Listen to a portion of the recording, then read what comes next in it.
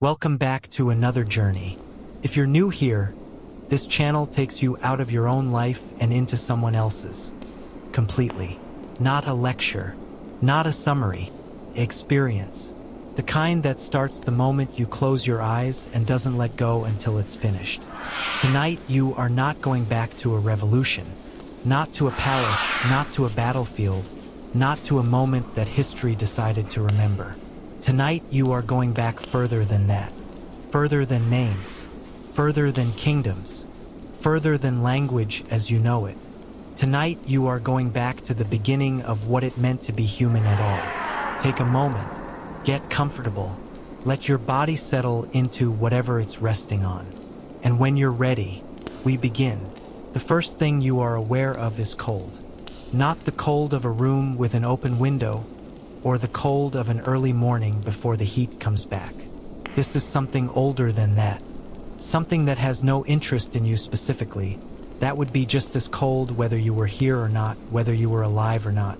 The cold of stone that has never been warm. The cold of air that has been sitting in the same dark place since before anything that walks or breathes learned to call it air.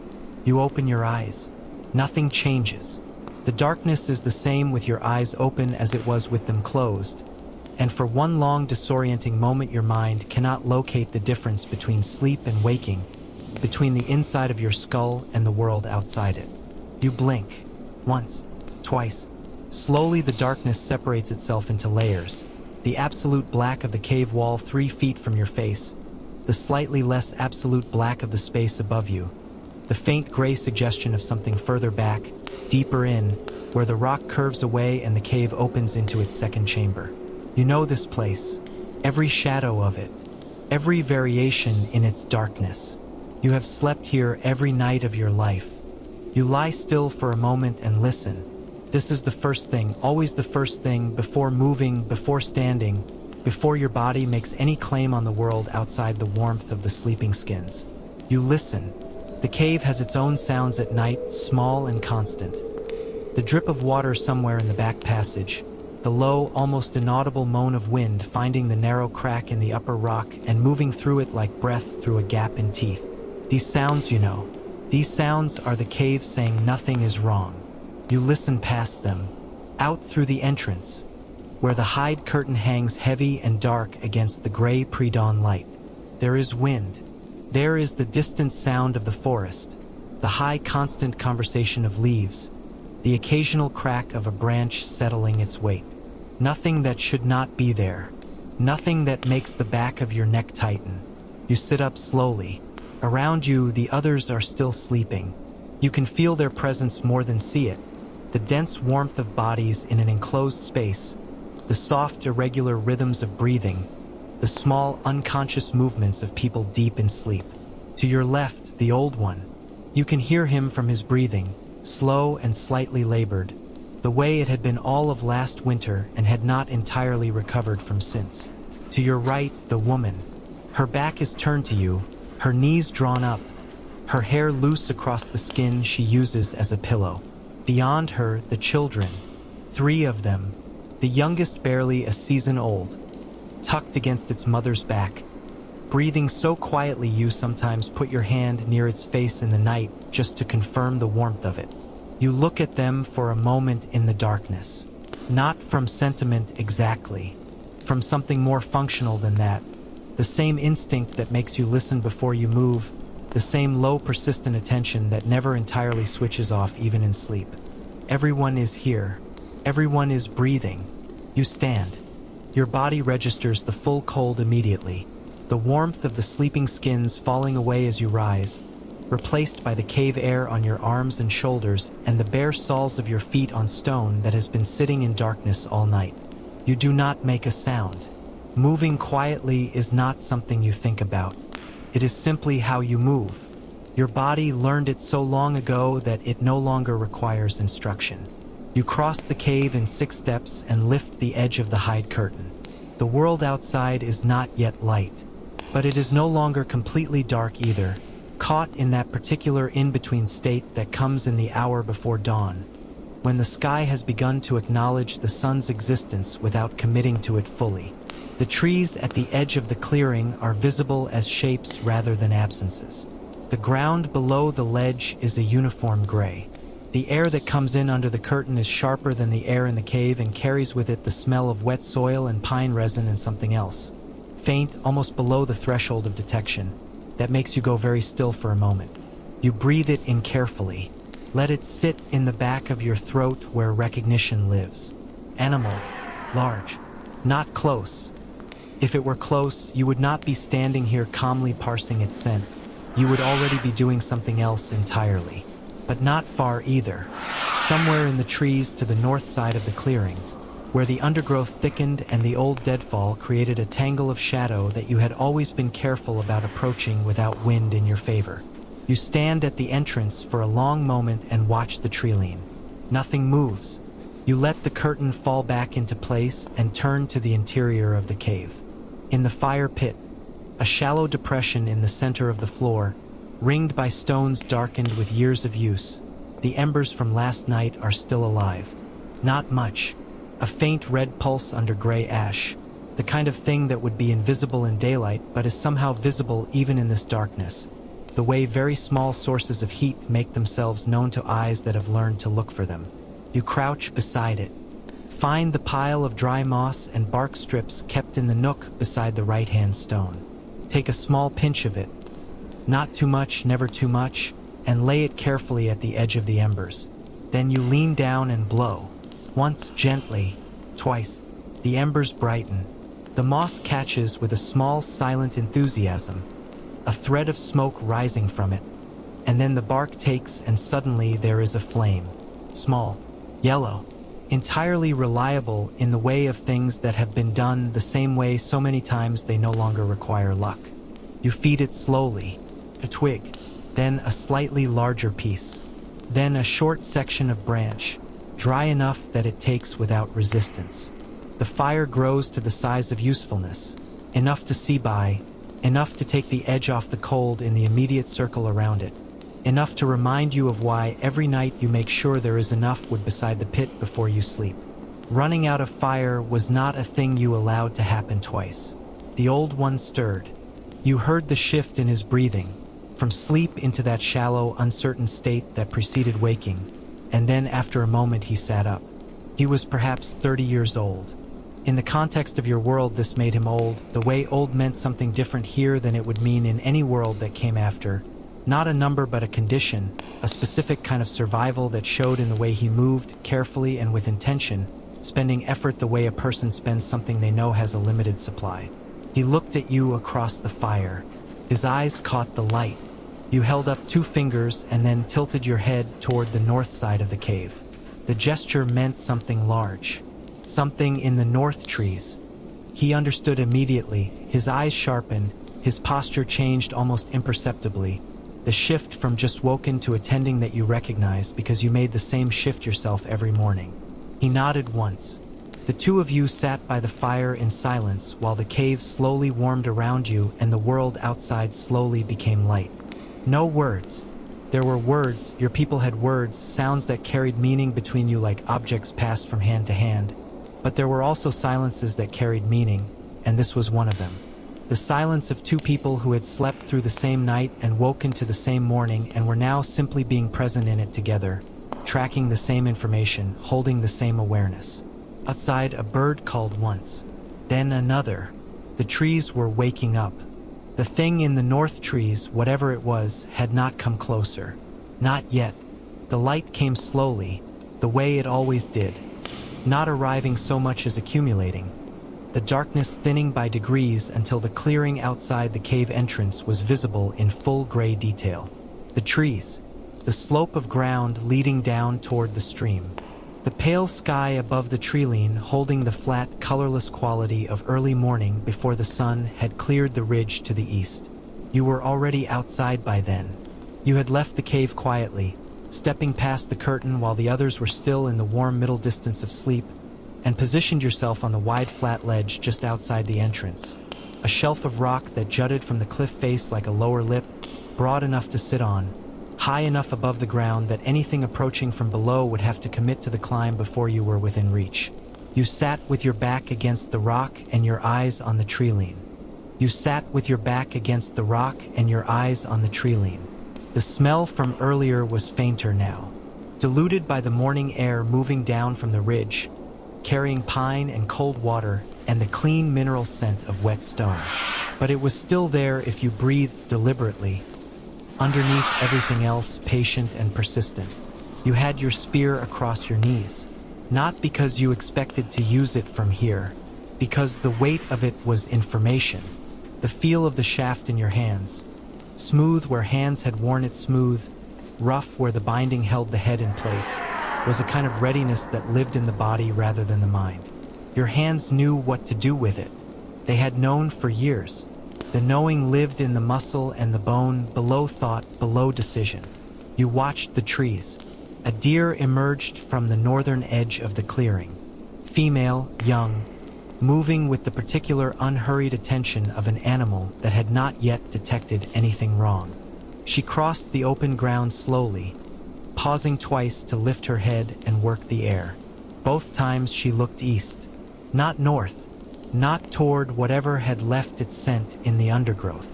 This told you something. Whatever was in the north trees was either gone or downwind of her. Deer did not continue moving through open ground toward water with that quality of ease if a large predator was nearby and active. They might not have detected it yet. Scent moved in complex ways in the valley mornings, layered and redirected by the terrain, but their behavior was information regardless. A living thing that had evolved to be prey for the same animals you feared was worth watching as carefully as the trees themselves. You watched her reach the stream at the bottom of the slope and lower her head to drink. Behind you, from inside the cave, you heard the sound of the children waking. The youngest first. A small, insistent sound that was not quite crying, more like a preliminary announcement. Then the woman's voice, low and immediate.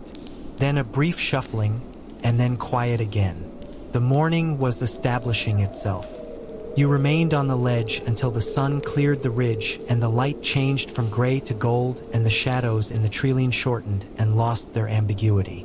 In full daylight, the north side of the clearing looked like what it was.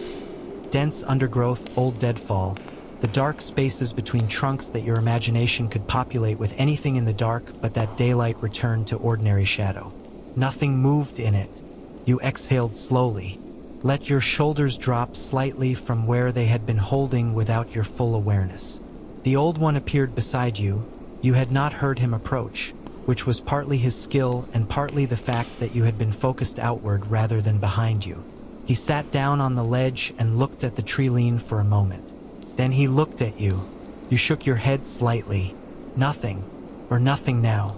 He made a sound low in his throat that meant something between acknowledgement and skepticism. Not disbelieving you, but noting that nothing now was not the same as nothing. You agreed with the distinction. The two of you sat in the morning sun for a while without moving. Below, the deer had finished drinking and was making her way back toward the trees on the south side of the clearing. The stream caught the early light and threw it back in long, bright fragments. Somewhere above you on the cliff face, something small was moving in the rock. A mouse or a lizard, a tiny displacement of stone, barely audible. The world was doing what it did every morning, resuming itself. You were part of that resuming. That was the whole of it, most days. You were not separate from the world you moved through. You were threaded into it, reading it and being read by it, your survival and its continuation operating as a single system without a clear boundary between where you ended and it began. This was not a thought you had. It was simply the condition of being what you were, where you were, when you were. You stood, stretched, felt the cold of the night working its way out of your joints. There was water to collect. There was food to find. There was a crack in the shaft of the second spear that needed attention before it failed at a moment that could not afford failure. The day had arrived. You went to meet it. The stream was a 10-minute walk from the cave, down the slope, through the narrow band of birch trees at the bottom, across the flat stones where the water ran shallow enough to step across without losing your footing. You had made this walk so many times that your feet knew it independently of your eyes, knew where the ground softened, where the exposed root crossed the path at ankle height, where the loose stone sat deceptively solid until you put weight on it and it shifted. You carried 2 water skins, scraped and cured hide, stitched at the seams with thread made from the same animal's sinew, sealed with fat rendered down over fire until it filled the stitching and hardened. They were not elegant. They worked. In your world, the distance between those 2 things was not a distance at all. They were the same thing, utility and craft indistinguishable from each other because there was no category of object that existed for reasons other than use. The woman had come with you, not because the stream was dangerous exactly. In daylight, with the deer having crossed the clearing calmly an hour ago, the immediate risk was low. But low was not zero, and the water skins were heavy coming back, and 2 pairs of eyes were always worth more than 1. This was not discussed. It was simply understood, the way most things between you were understood, through years of shared mornings, through the accumulated grammar of gesture and expression and timing that existed between people who had spent their entire lives within 30 feet of each other. She walked slightly behind and to your right. She was carrying her own spear, shorter than yours, and the woven basket on her back that she used for gathering grasses, roots, certain kinds of bark, whatever the season was offering. The season now was the long, warm one, the generous one. Later would come the difficult one, and you both knew it, and neither of you mentioned it because mentioning it changed nothing, and the preparation for it was simply the ongoing texture of every day regardless. The birch trees closed around you. In here the light was different, filtered, moving slightly with the breeze, falling in broken patterns across the ground that shifted as the leaves shifted. You had always been aware of light in this way, as information rather than atmosphere. Where it fell directly meant open ground above, no canopy, potentially open sky, good for visibility in both directions. Where it didn't reach meant density, cover, the kind of shadow that could conceal things. You moved through the birches and came out onto the flat stones above the water. The stream here was perhaps 4 body lengths across, running clear over a bed of smooth gray stones. In the deeper channel at the center you could see the shapes of fish, small, quick, holding position against the current with minute adjustments of their fins. You noted them without stopping. Later, maybe, not now. You crouched at the water's edge and submerged the first skin. The cold was immediate and total. This water came from somewhere high on the ridge, snowmelt feeding it even in the warm season, keeping it at a temperature that made your hands ache after more than a few moments of contact. You held the skin under until the air bubbles stopped rising. Then you lifted it, sealed it, set it on the bank. While you filled the second, the woman had moved upstream slightly and was crouched at the bank examining something in the mud. You watched her from the corner of your eye, not surveillance, just the continuous ambient awareness of where the other person was, the background tracking that happened automatically and required no effort. She was looking at a print. You finished with the second skin and moved to where she was crouching. Looked down at what she was looking at. The print was large, larger than your spread hand. For toes, the impression of claws that had not retracted because the animal that made them could not retract them. The mud around it was still holding its shape cleanly, the edges crisp, the water seeping into the depression only at the deepest point.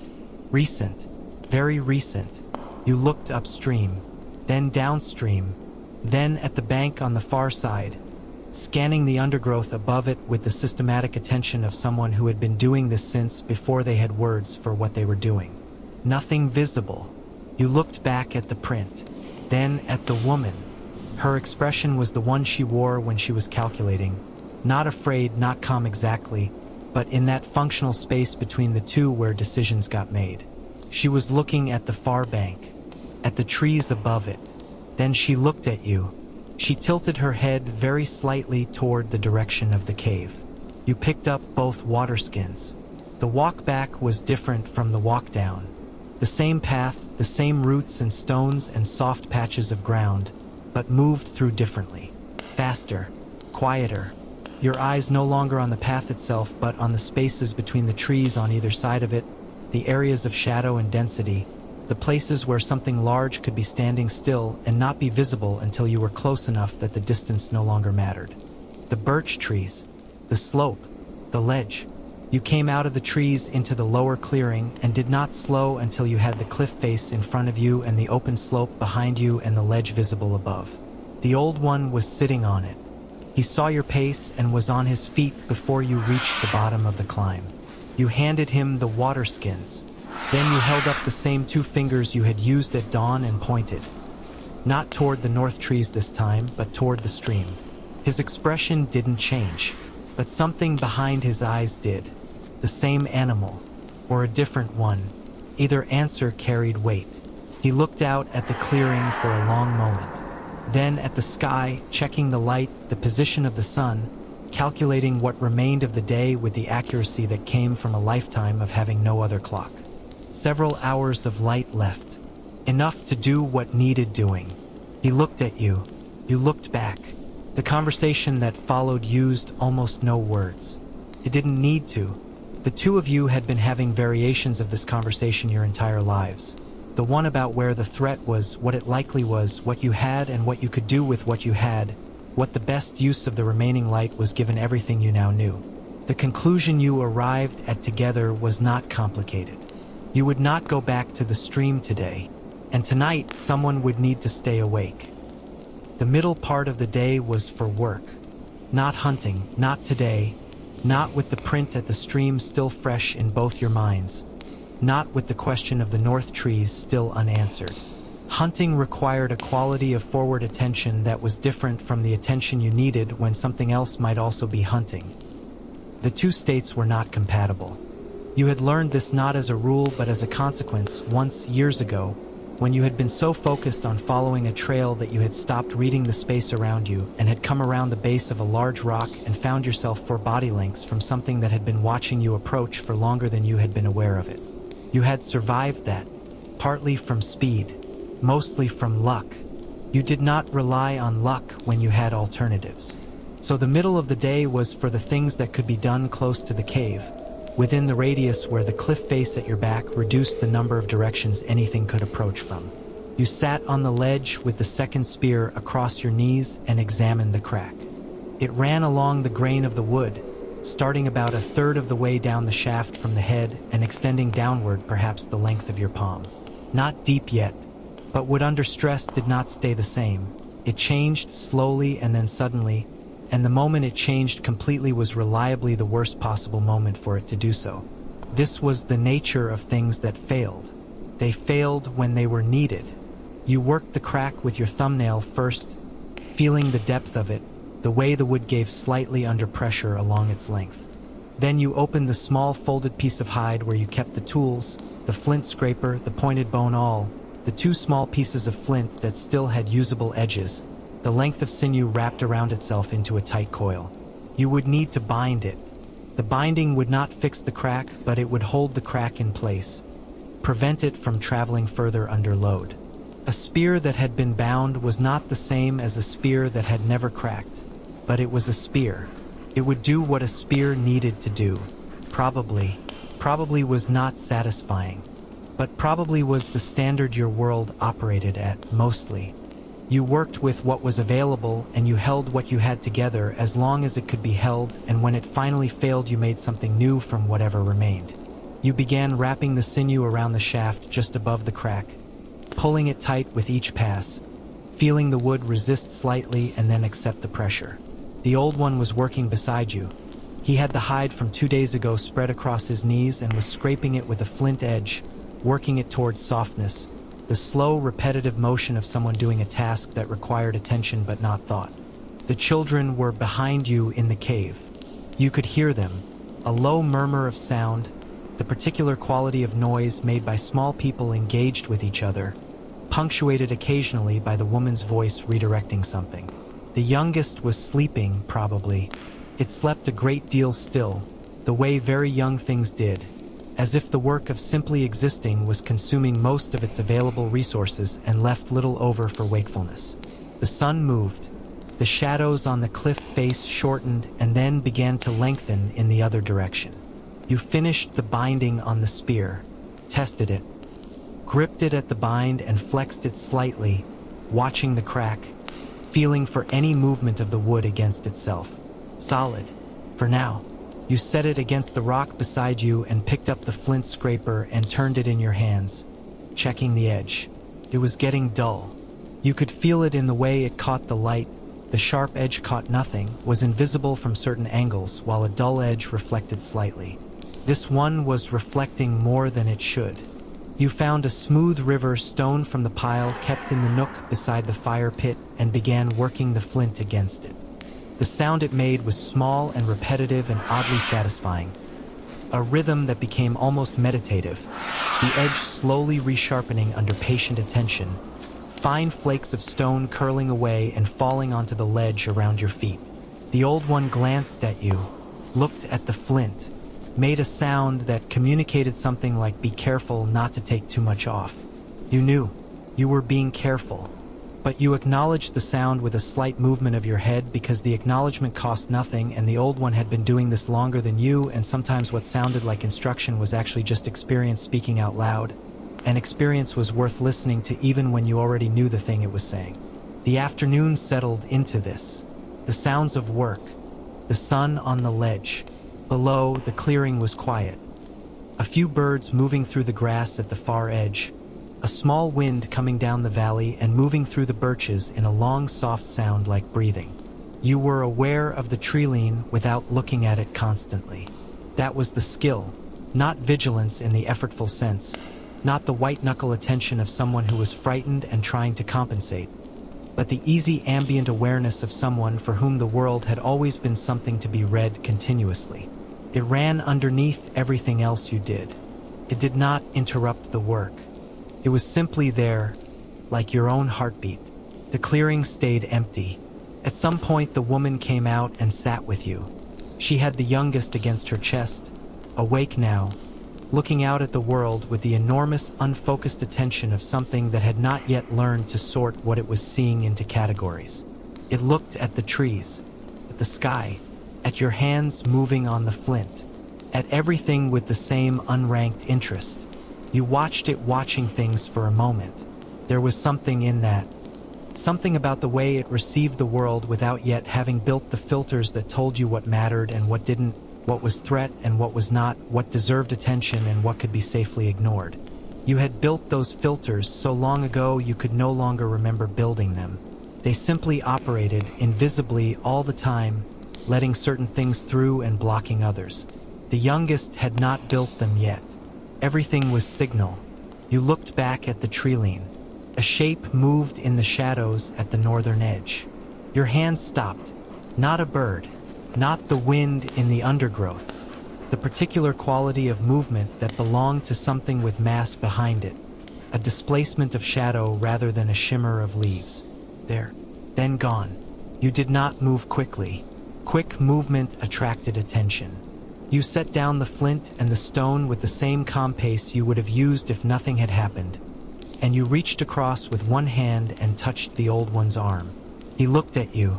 You moved your eyes toward the north trees without turning your head. He followed your gaze, sat completely still. For a long moment nothing moved in the northern trees. The shadows were the shadows. The undergrowth was the undergrowth. If you had not seen what you had seen, you would have been looking at nothing at all.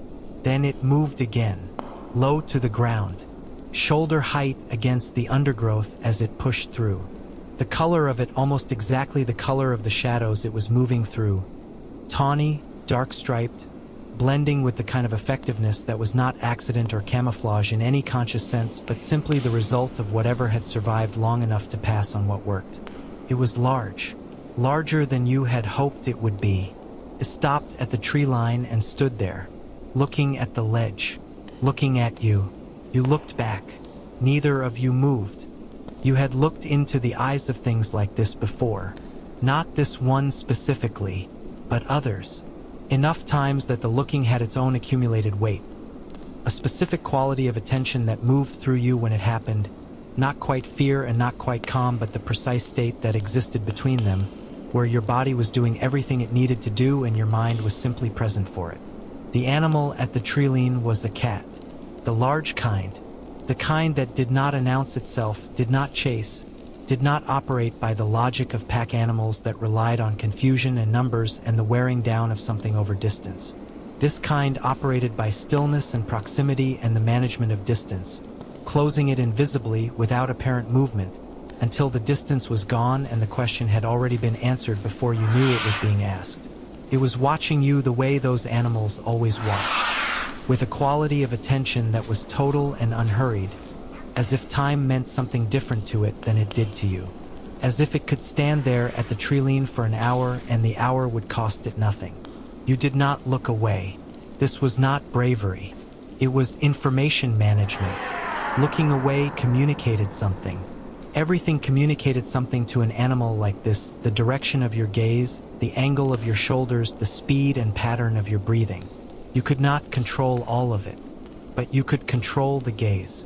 You kept it steady and direct and tried to make your body say the thing you needed it to say, which was not aggression and not submission, but the specific message that sat between them. I know you are there. I am not running. The old one had not moved beside you. The woman, you were aware, had pulled the youngest against her and shifted very slightly backward toward the cave entrance. Not fleeing, repositioning, getting the cliff face behind her. This was correct, and you registered it without taking your eyes off the animal. Your spear was leaning against the rock to your right. The bound one, the repaired one, which was not ideal, which was in fact the specific version of not ideal that you had spent the afternoon trying to address. But it was there, and it was reachable, and that was what existed. The animal took one step forward out of the tree shadow. In the full light of the afternoon, it was even larger than the shadow had suggested. The shoulders were massive, the head low and forward, the whole body carrying that particular quality of compressed potential that large cats had. Not tensed exactly, but loaded, every muscle available on a moment's notice without the animal having to prepare for it. It looked at you, then it looked at the woman, then back at you. You picked up the spear, slowly, not raising it, not presenting it as a threat, just lifting it from the rock and settling it in your hand with the shaft running parallel to the ground. The old one reached for his own simultaneously, the two of you moving in the synchronized way of people who had done this before together, who had practiced not the specific scenario but the underlying grammar of it until it was as natural as walking. The animal watched the spears. This was the thing about large predators that you had learned through years of being in proximity to them. They were not fearless. They were calculating. Every engagement was a cost-benefit consideration made in the moment with the information available. A prey animal alone at a stream was a clear calculation. A group of upright animals on a high ledge with spears was a different calculation. Not impossible, but different. You stood up slowly to your full height. The old one stood beside you. You held the spear level and you looked at the animal and you let yourself be exactly as large and present as you could be, which was not very large by any absolute measure, but which was something. The posture of things that did not intend to be taken without cost. The animal was still for a long moment. Then it opened its mouth. The sound it made was not a roar exactly. That was not the sound they made in situations like this when they were still deciding. It was lower than that. A sound that seemed to come from somewhere below sound. Something you felt in your chest before you heard it with your ears. A vibration in the air that communicated size and capability and a kind of statement of presence that needed no translation. Your body wanted to step backward. You did not step backward. You made a sound of your own, not a word. A sound low and forceful and pushed from the chest the way the old one had taught you when you were small, the way his father had presumably taught him, the way this specific piece of information had traveled forward through time in the only way information traveled in your world. From body to body, from the living to the not yet living, demonstrated, not explained. The old one made the same sound beside you. The two voices together occupied more space than either alone. The animal's ears moved. It looked at you for another long moment. Then it looked at the clearing, at the open ground between the treeline and the base of the cliff. It seemed to consider this distance, the space it would have to cross, the exposure of that crossing, the two standing figures at the top of the cliff with their raised arms and their noise. Took a step backward, then another. Then it turned. with the fluid, unhurried movement of something that was not retreating so much as revising its plan, and walked back into the tree shadow and was gone.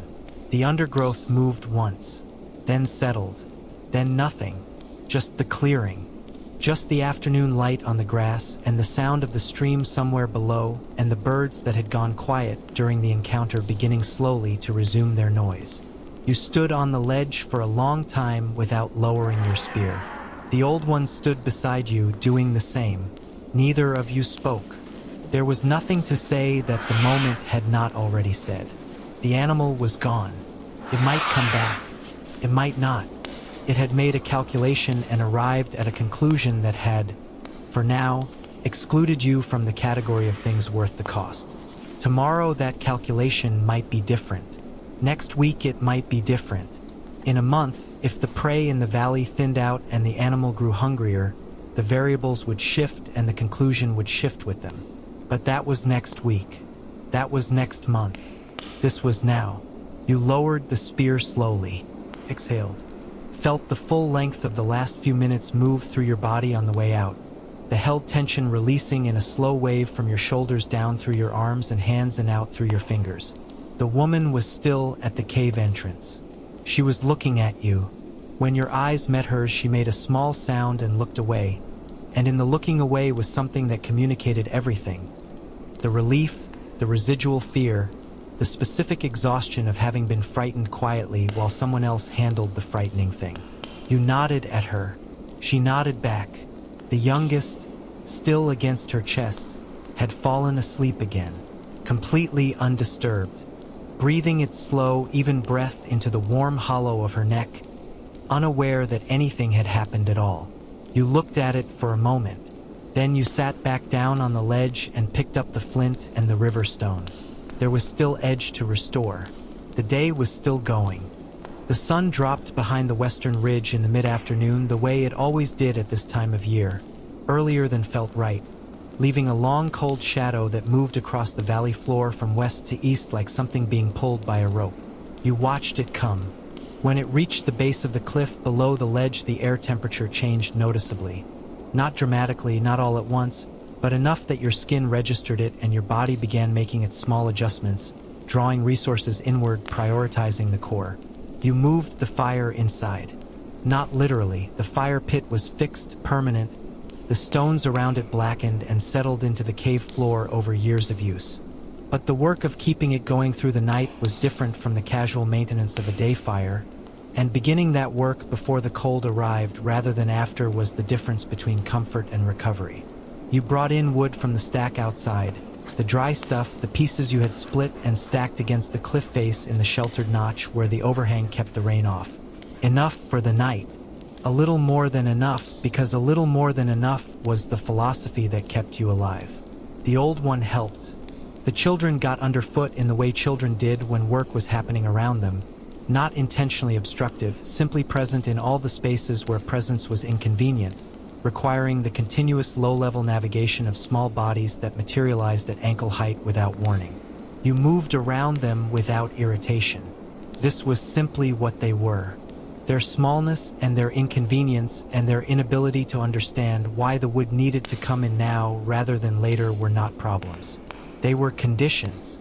The difference between a problem and a condition was that a problem implied a solution. Conditions did not need solutions. They needed accommodation. Inside, the fire built up slowly to its night configuration, larger than the day fire, feeding from bigger pieces, producing the steady, reliable heat that would hold the cave at a temperature the bodies inside it could maintain without working too hard through the dark hours. The light it threw was amber and moving and reached the walls and the ceiling and filled the cave with the shifting warm presence of something alive. You sat near it and ate. The food was what it was. Dried meat from the kill 4 days ago, some of the roots the woman had pulled from the ground near the eastern slope yesterday, a handful of small hard berries that were slightly past their best but still carrying enough sweetness to be worth eating. Not a meal in any elaborated sense. Fuel. Your body recognized it as fuel and processed it with the straightforward efficiency of something that had not learned to expect more than it needed. The children ate quickly and without ceremony. The youngest nursed and then slept immediately with the completeness of a creature that had not yet developed the habit of staying awake past its own tiredness. The old one ate slowly, the way he did everything, the carefulness that was not caution so much as the conservation of a man who had learned to spend himself at the right pace. Afterward, the cave settled into its evening state. The fire at the center, the bodies arranged around it, the sounds of the forest filtering in through the hide curtain. Reduced now, the daytime activity of birds and small animals giving way to the different and sparser sound world of night.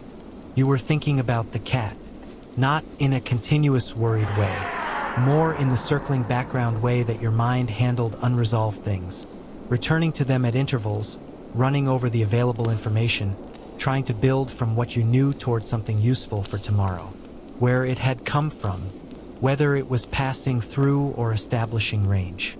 The print at the stream had been fresh that morning, and the appearance at the treeline had been mid-afternoon. The animal had been in the valley all day, moving, covering ground, learning the terrain. Learning the terrain was something you did too. That was the uncomfortable symmetry of it. You and the cat were engaged in the same project, reading the same valley, building the same map of its resources and its risks and its seasonal patterns. The difference was that you were part of what it was mapping. The old one was watching you from across the fire. You looked up and met his eyes. He made a gesture, both hands open, a small questioning movement. What are you thinking? You considered how to answer. Then you made the gesture for the cat. Then you made the gesture that meant tomorrow, or more precisely the gesture that meant the next light. He nodded. He had been thinking the same thing. Tomorrow you would need to water. The skins from this morning would last the night and the early part of the morning, but not much beyond that.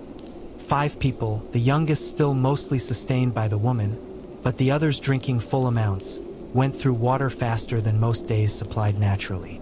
You needed the stream where the print had been. You looked at the fire. The thing about living in a world that contained animals larger and faster and better armed than you was that the world did not pause while you worked out how to navigate it. The water did not wait because the cat was inconvenient. The cold did not delay because the wood supply was low. Everything continued on its own schedule, and your survival was entirely a function of how well you continued alongside it. You thought about the spear, the binding, whether it would hold. You thought about the open ground between the birch trees and the stream bank, the way it offered no elevation, no cliff face, no natural feature to put at your back. The print at the stream had been fresh that morning, and the appearance at the treeline had been mid-afternoon. The animal had been in the valley all day, moving, covering ground, learning the terrain. Learning the terrain was something you did too. That was the uncomfortable symmetry of it. You and the cat were engaged in the same project, reading the same valley, building the same map of its resources and its risks and its seasonal patterns. The difference was that you were part of what it was mapping. The old one was watching you from across the fire. You looked up and met his eyes. He made a gesture, both hands open, a small questioning movement. What are you thinking? You considered how to answer. Then you made the gesture for the cat. Then you made the gesture that meant tomorrow, or more precisely the gesture that meant the next light. He nodded. He had been thinking the same thing. Tomorrow you would need to water. The skins from this morning would last the night and the early part of the morning, but not much beyond that. 5 people, the youngest still mostly sustained by the woman, but the others drinking full amounts, went through water faster than most days supplied naturally. You needed the stream where the print had been. You looked at the fire. The thing about living in a world that contained animals larger and faster and better armed than you was that the world did not pause while you worked out how to navigate it. The water did not wait because the cat was inconvenient. The cold did not delay because the wood supply was low. Everything continued on its own schedule, and your survival was entirely a function of how well you continued alongside it. You thought about the spear, the binding, whether it would hold. You thought about the open ground between the birch trees and the stream bank, the way it offered no elevation, no cliff face, no natural feature to put at your back. The animal had held off at the treeline this afternoon partly because of the ledge, the height, the reduced angles of approach. At the stream, there was none of that. At the stream, you would simply be standing on flat ground beside water, which was where every animal in the valley came to drink, which was the single most dangerous place in the landscape by simple geometry. You would go anyway. This was not a decision made from bravado. It was not really a decision at all in the way the word implied agency and alternatives. It was the acknowledgement of a necessity. The water was there. You needed the water. Therefore, you would go where the water was.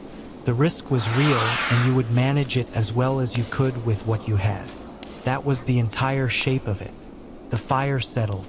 A log shifted and sent a brief cascade of sparks upward, burning out before they reached the ceiling. The woman had the youngest laid out beside her now, both of them asleep in the easy, immediate way of people whose bodies understood rest as something to be taken whenever it was available, because available was not a permanent condition.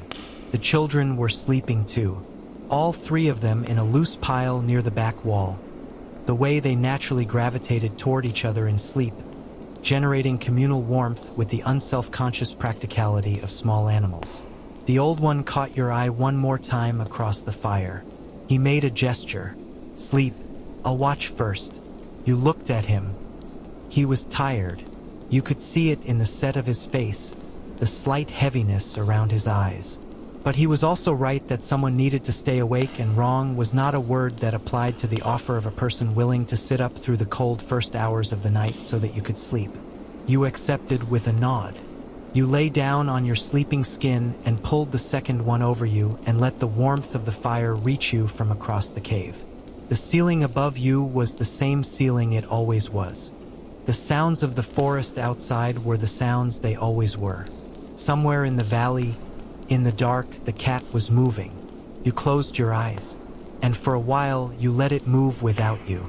You woke to the old one's hand on your shoulder, not shaking, just present, the flat, warm weight of a palm placed with intention, held there until you surfaced.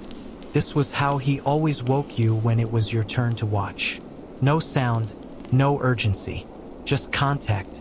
In the years you had been doing this together, you had developed a precise vocabulary of touch. The flat palm meant your turn, nothing wrong. The grip, the fingers closing, meant something else. You had been woken that way twice in your life, and both times had come fully awake before you were conscious of being awake at all, your body bypassing the slow ascent from sleep and arriving at readiness in a single step. This was the flat palm.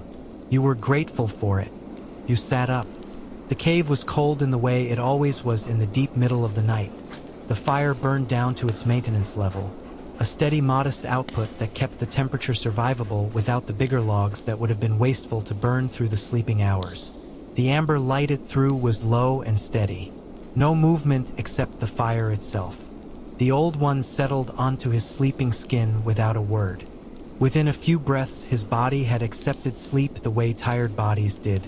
Immediately, completely, without negotiation. You moved to the cave entrance and lifted the edge of the hide curtain slightly. The night outside was deep and clear.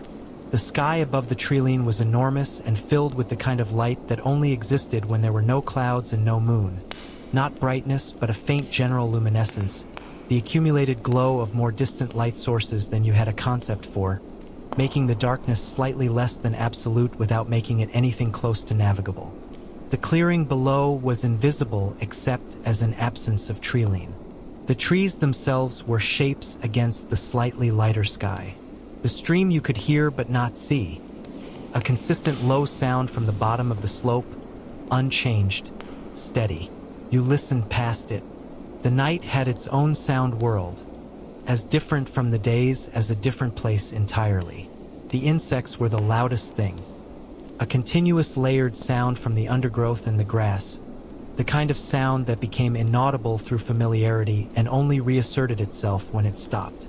You listened to it the way you listen to everything, not analytically, just openly, letting the sound come in and waiting for your body to tell you if any of it was wrong.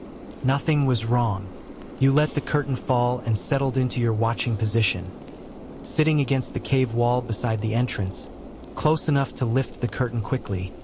far enough from the fire that your eyes maintained their adjustment to darkness.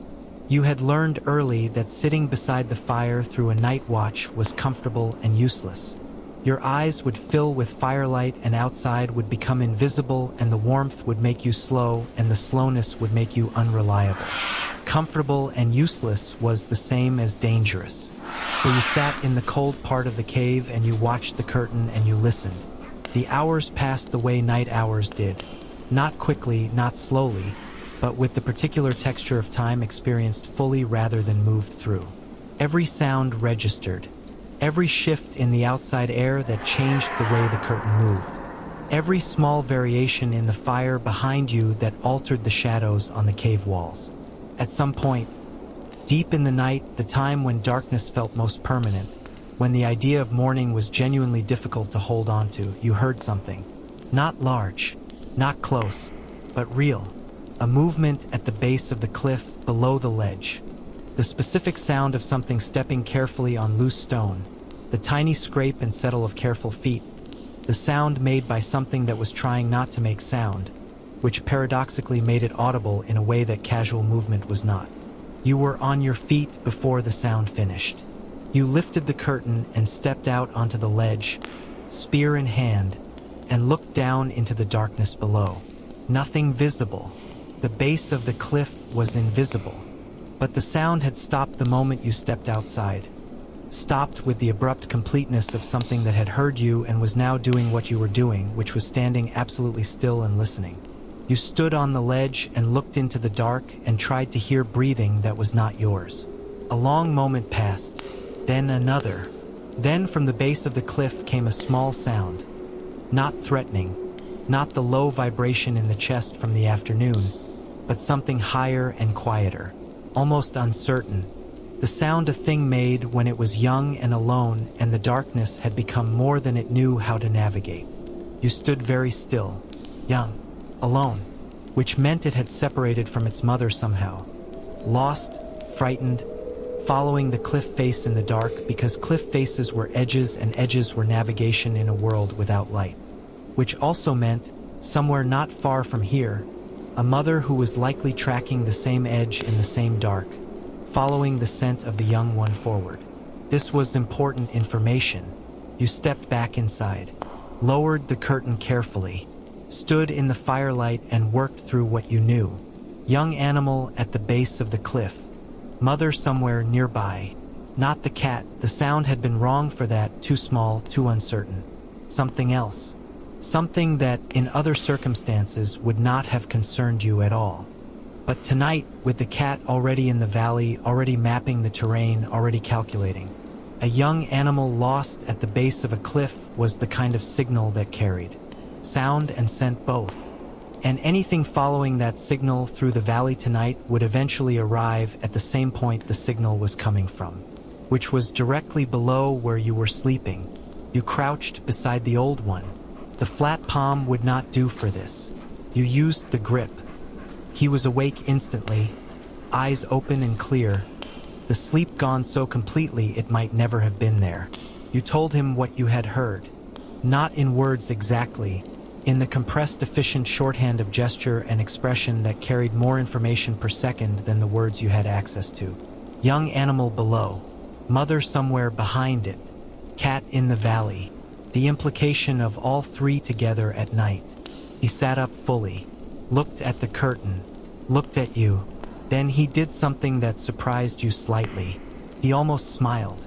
Not from amusement, from the particular expression of a man who had been in this situation before and had survived it before and was accessing that survival now as a resource.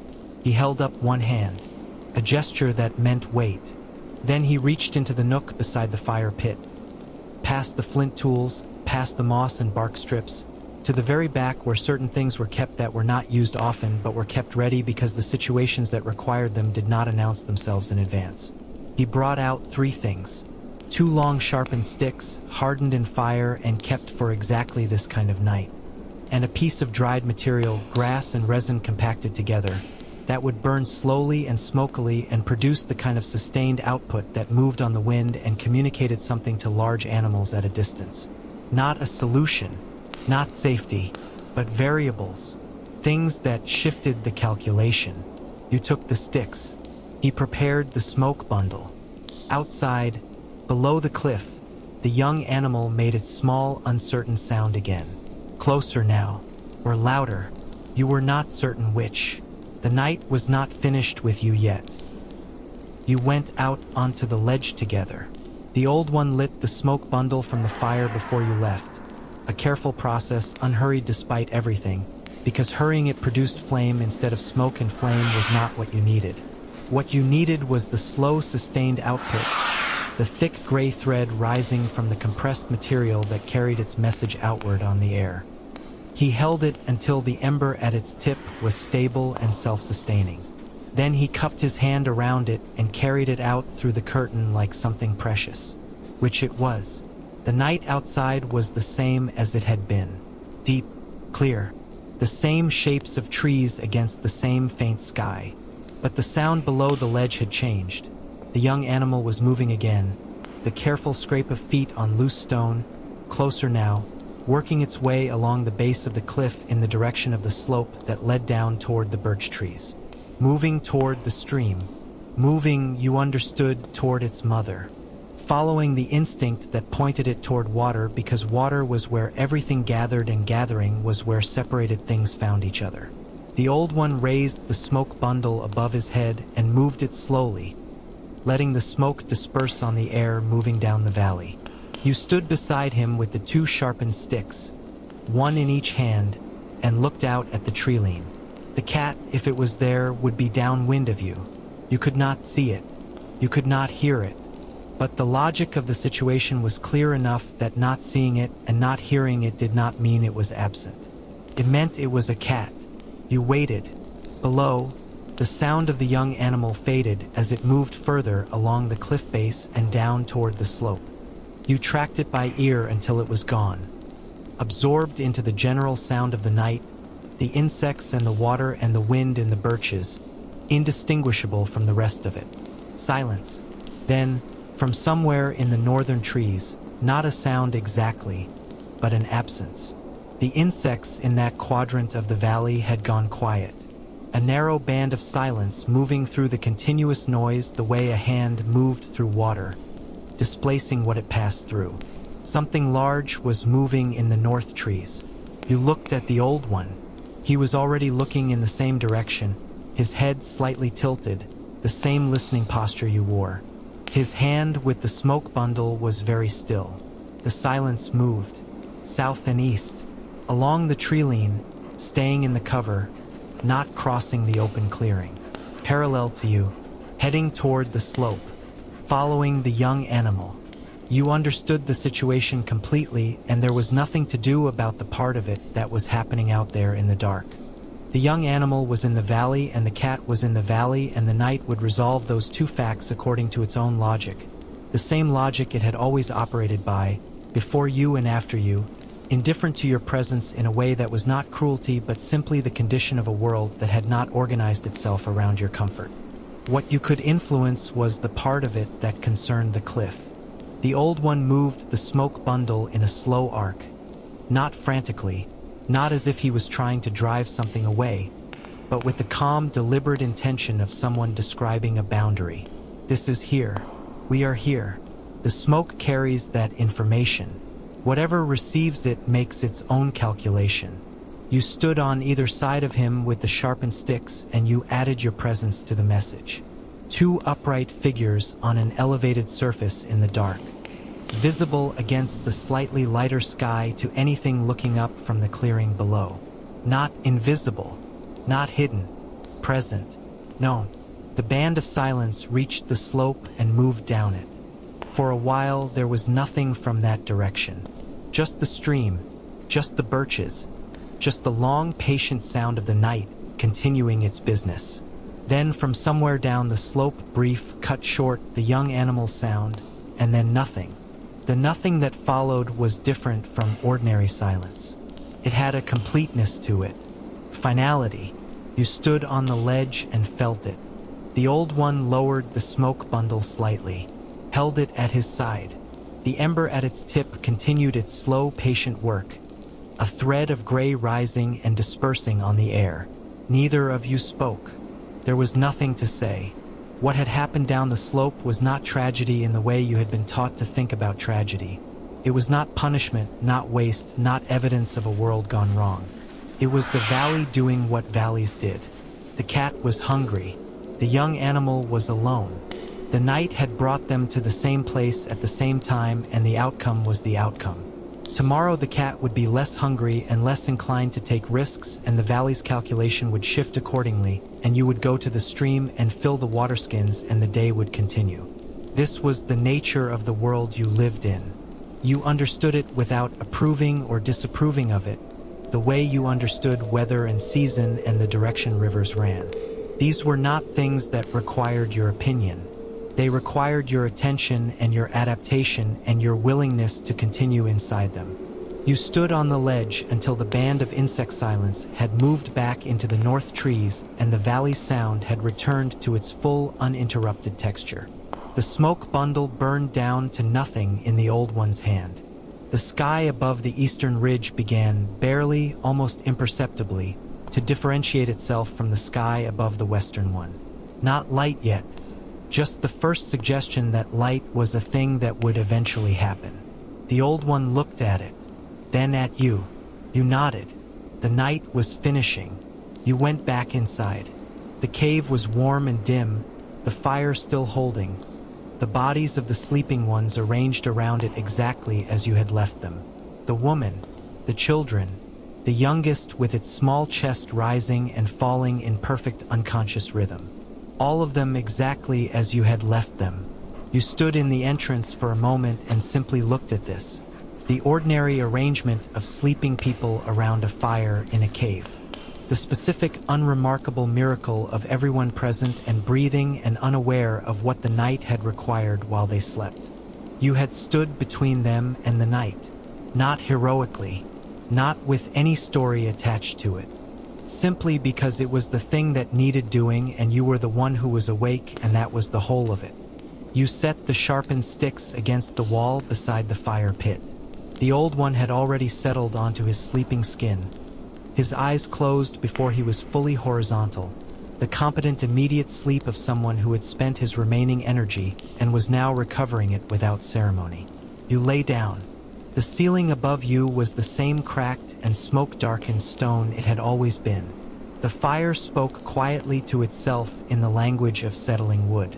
Outside, the eastern sky continued its slow work, and in the space between your last waking thought and the moment sleep arrived, in that narrow, unmapped territory where the mind loosened its grip on the day and let it go, you were aware of something that was not thought and not feeling exactly but existed in the register where the two things met. Gratitude, maybe, or something older than gratitude. The simple animal fact of being inside while the night was outside. Of being warm while the cold continued. Of being still while the valley moved around you. Of being here, still here.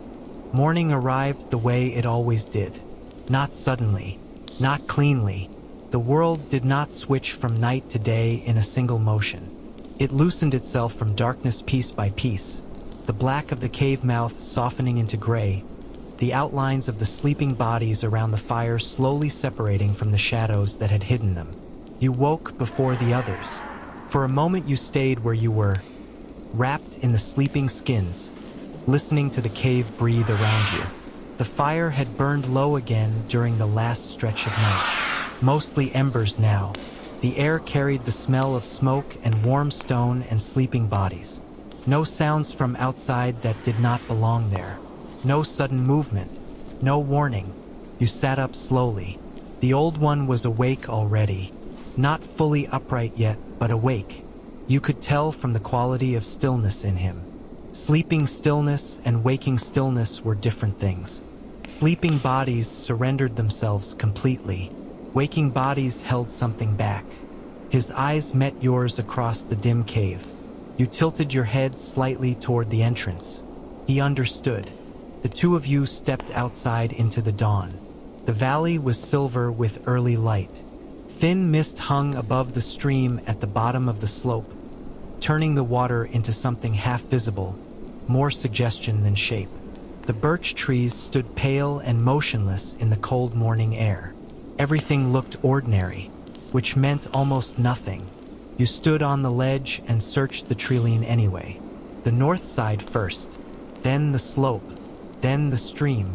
Your eyes moved automatically, tracing routes of approach, lines of visibility, the dark spaces between the trunks where something large could stand without revealing itself. Nothing, but there were signs. You saw where the deer had crossed during the night, fresh tracks in the damp soil below the ledge. You saw disturbed grass near the birches where something heavier had moved through recently. And near the stream, at the edge of visibility in the pale morning light, birds were gathered in unusual numbers, feeding. You knew what that meant. The old one knew too.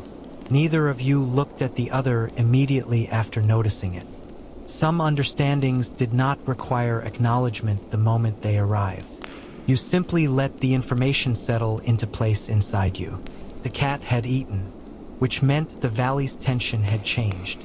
Not gone, never gone, but altered. The sharpest edge of danger had dulled for now, at least for a day or two. A fed predator moved differently from a hungry one, less desperate, less willing to gamble injury for uncertain reward. This mattered. The old one exhaled slowly through his nose. Then, after a moment, he started down the slope toward the stream. You followed. The morning air was cold enough that you could feel it in your teeth when you breathed deeply. Frost clung in thin white traces to the shaded parts of the ground where the sun had not reached yet. Your feet knew the path without needing to see all of it. The roots, the loose stones, the shallow depressions hidden beneath leaves. The birch trees received you in silence. No birds here yet. Only the sound of the stream ahead. You reached the water carefully. The old one scanned the far bank while you crouched beside the edge and examined the mud. Tracks everywhere. Deer, small animals, and over them, partially softened now by the dampness of the night, the wide prints of the cat, moving downstream, away from the cliff. You followed them with your eyes until they disappeared into the stones farther along the bank. Gone for now, you filled the water skins in silence. The stream moved around your hands with the same freezing force as yesterday, the same indifferent current flowing from the ridge down through the valley toward places you had never seen and would never see. The water did not care who drank from it. The valley did not care who survived inside it. And somehow that made your survival feel more real. Nothing here existed for you. Not the trees. Not the animals, not the fire, not the sun. Every extra morning was something earned continuously, not granted permanently. You understood this the way your people understood everything important, not as philosophy, not as language, but as repetition. Through cold mornings and carried wood and repaired spears and listening carefully in the dark. The old one lifted the filled water skins onto his shoulders. You turned back toward the cave. The sun was higher now. Light moved through the birch leaves in long shifting bands of gold. Somewhere deeper in the forest, birds had begun calling to each other again. The valley was resuming itself, and so were you. When the cave came back into view above the slope, you saw the woman standing at the entrance with the youngest against her chest. One of the older children stood beside her holding a stick much too large to be useful, gripping it with complete seriousness, watching for danger, learning. You stopped for a moment and looked at them from below, at the cave, at the smoke drifting upward into the cold morning air, at the small human arrangement carved temporarily into the side of an enormous indifferent world. And something settled inside you then. Not safety. Safety was too large a word for a life like this, but continuity. The understanding that survival was not a single act of strength.